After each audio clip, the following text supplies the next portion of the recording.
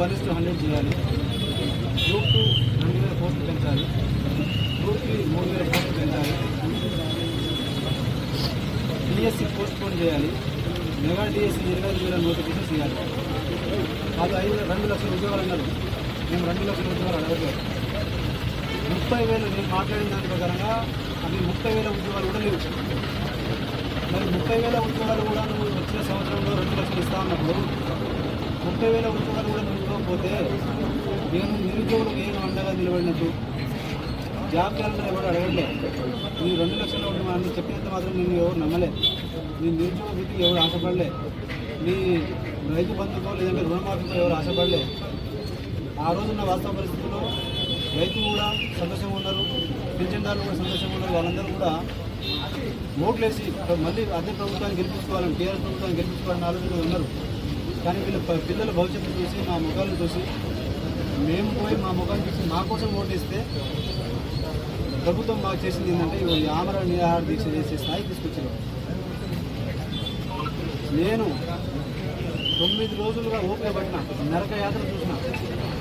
రేపటి నుంచి ఒక్కొక్క గడియ ప్రభుత్వానికి నేను చేసే పోరాటం ఎట్లా ఉంటుందో నేను చేసి చూపిస్తాను.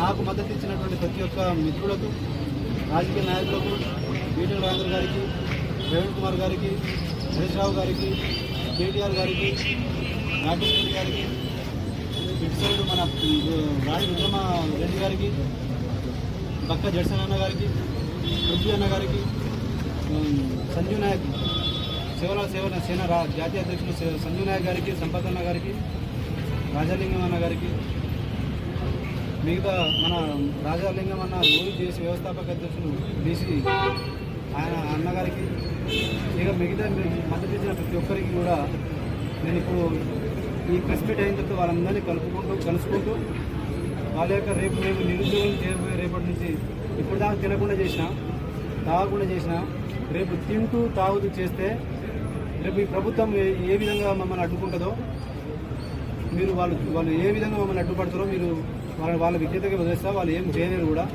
ప్రజాస్వామ్యంగా చేసినప్పుడు ఎవరిని నాకు హక్కు ఉంది. మీకు ఇంకో మరీ ముఖ్యమైన విషయం ఏంటంటే, నేను నా ఫోన్ లాక్కున్నాను. నా ఫోన్ లేదు, మాట్లాడడానికి ఫోన్ లేదు. నా ఫోన్ తీసుకోవడానికి మీకు ఏం రీజన్స్ ఉన్నాయి? ఎవరు అసలు మీకు హక్కు ఏముంటుంది? నేను యాంటీ సోషల్ ఎలిమెంట్ చేసిన ఫోన్ లేకుండా ఎవరిని రానియకుండా ఇదే గాంధీ భవన్ చుట్టూ 2 కిలోమీటర్ల చుట్టూ మొత్తం పోలీసులు పెడితే పరామర్శ చేయడానికి నేను ఆ ప్రాసెస్ చచ్చిపోతే